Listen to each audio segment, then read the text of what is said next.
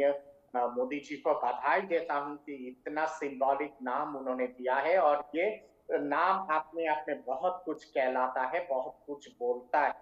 Operation सिंदूर में इसको अगर मैं आधा अगर करूं तो सिंह तो है ही, ऑपरेशन सिंदूर में सिंध है और उसके साथ दूर है सिंदूर। तो कहीं ना कहीं पे ये सिंबॉलिक मैसेज भी दिया गया है कि 4-5 टुकड़े पे पाकिस्तान इस बार हो जाएगा, अगर पाकिस्तान सुधरा नहीं। पाकिस्तान अगर नहीं सुधर तो बलूचिस्तान भी अलग होगा, सिंध भी अलग होगा, हम्म। खैबर पख्तून भी अलग होगा, और गिलगित बल्तिस्तान और पाक गुलाम कश्मीर जो भारत का हिस्सा है और हमारा निजी क्षेत्र है, ठीक है, उसको आप दत्ता सर आएंगे वापस आपके लेने का। पास। बिल्कुल आएंगे आपके पास। फिलहाल एक बड़ी जानकारी सामने आ रही है, आतंकियों को शहीद का दर्जा दे रही है पाकिस्तान की सरकार। आतंकियों के ताबूतों को पाक के झंडे में लपेटा जा रहा है, ताबूतों में भरी जा रही है आतंकियों की लाशें। ऑपरेशन सिंदूर से पाकिस्तान में हाहाकार मचा है, और ये कोई पहली दफा नहीं है जब पाकिस्तान जो है किसी आतंकी को शहीद का दर्जा दे रहा है। इससे पहले भी ये तमाम प्रतिक्रियाएं जो है इनके आतंकियों के खात्मे पर खुद इनकी आर्मी की तरफ से, इनके सरकार की तरफ से आई है, जब ये बार बार आतंकियों को शहीद का दर्जा देते रहे हैं। अब देखिए ये तस्वीरें सामने आई हैं इंडिया न्यूज पर। ये तस्वीर एक्सक्लूसिव सबसे पहले आप देख पा रहे हैं। इंडिया न्यूज लगातार तमाम बड़ी तस्वीरें सबसे पहले दिखा रहा है, और अब ऐसे में ये तस्वीर आपके सामने जिसमें आप देख पा रहे हैं ताबूत में आतंकियों के शव हैं, और आतंकियों के शव को वहां पर पाकिस्तान के झंडे में लपेट कर ही दफनाया जा रहा है। इसके बाद जो है झंडे में लपेटा जाएगा इनके शव को, इनके ताबूत के ऊपर झंडा रखा जाएगा। और ऐसे में ये दिखाता है कि जो आतंकवाद है वो किस तरीके से नस नस में बसा हुआ है पाकिस्तान के, किस तरीके से पाकिस्तान को आतंकिस्तान कहा जाता है, उसका ये सबूत है। आखिर क्यों कहा जाता है आतंकिस्तान, ये सबूत है उसका।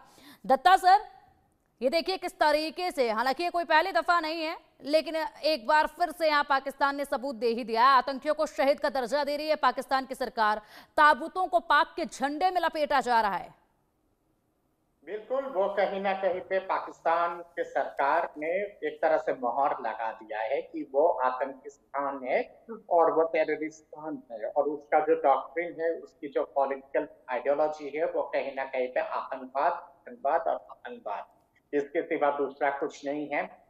पाकिस्तान का बच्चा बच्चा जब जन्म लेता है उसको केवल दो ही चीज सिखाया जाता है कि भारत जो है वो नंबर वन दुश्मन है, भारत के लोग काफिर है, इसलिए नंबर वन दुश्मन है, और भारत के साथ कभी भी दोस्ताना वाला या फिर दोस्ती वाला संबंध नहीं हो सकता है, भारत नंबर वन दुश्मन है।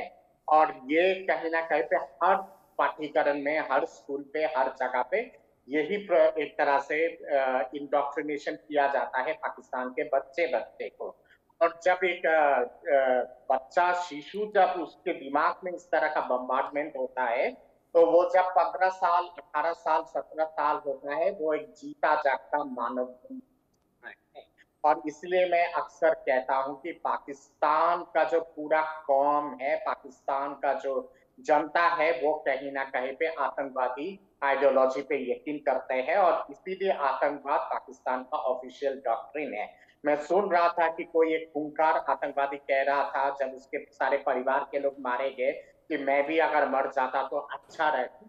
मैं तो माँ भवानी से और शिव जी से प्रार्थना कर रहा हूँ, और मैं जानता हूँ कि हमारे देश के फौज उसका जो ये ख्वाब है, ये ख्वाब को बहुत जल्दी ही पूरा कर देगा।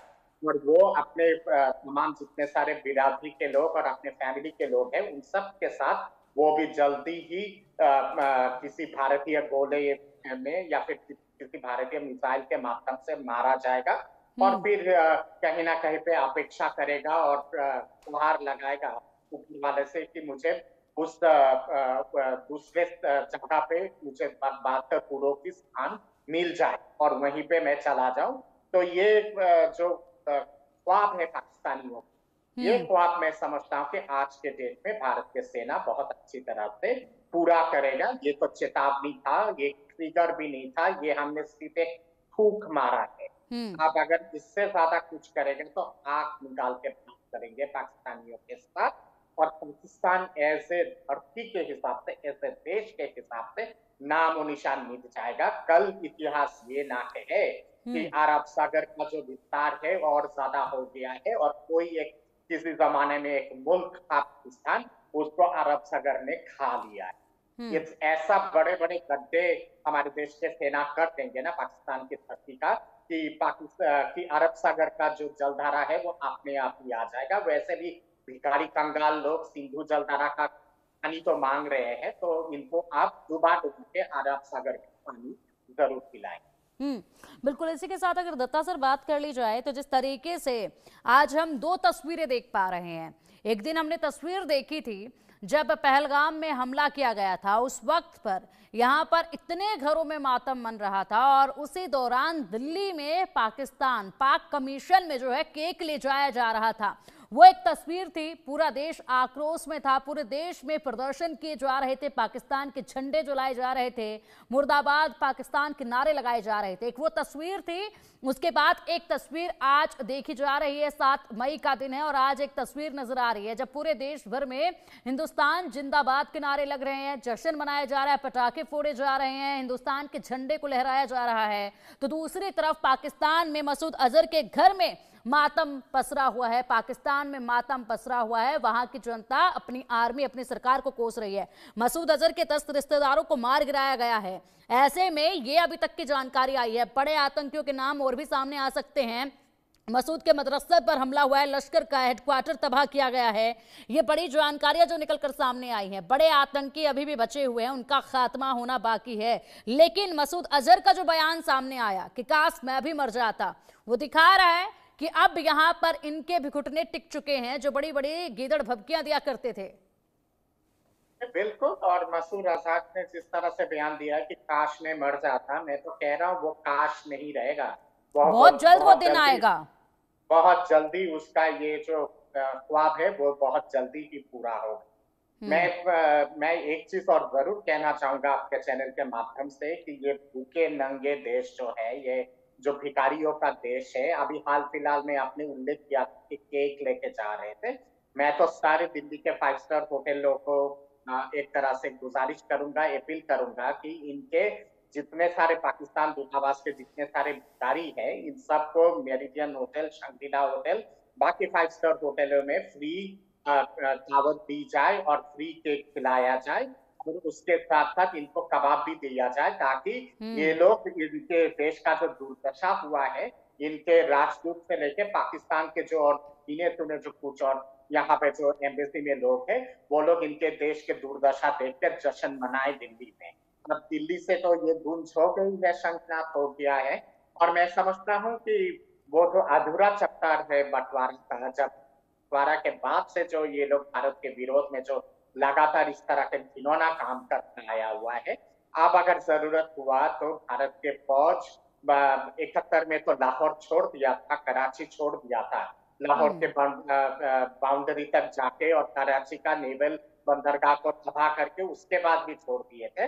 अब अगर आवश्यकता हुआ तो लाहौर पे भी तिरंगा लहराएंगे और कराची पे भी लहरा देंगे तिरंगा और रावलपिंडी पे भी लहराएंगे। मसूद अजहर तो एक कठपुतली है। असली जो गुनहगार है, असली जो आतंकवादी है, वो है असीम मुनीर। जब तक असीम मुनीर का महिषासुर की तरह दुर्दशा नहीं होगा, मैं समझता हूँ कि हमारे देश के 140 करोड़ लोगों की जो ये जो प्यास है। लेकिन दत्ता सर, आसिम मुनीर को आप कह रहे हैं कि आसिम मुनीर मुख्य है, तो ऐसे में आसिम मुनीर तो वर्दी का जो एक ढकोसला करे बैठा है, वर्दी से खुद को कवर करके बैठा है, वर्दी को अपनी ढाल बनाकर बैठा है।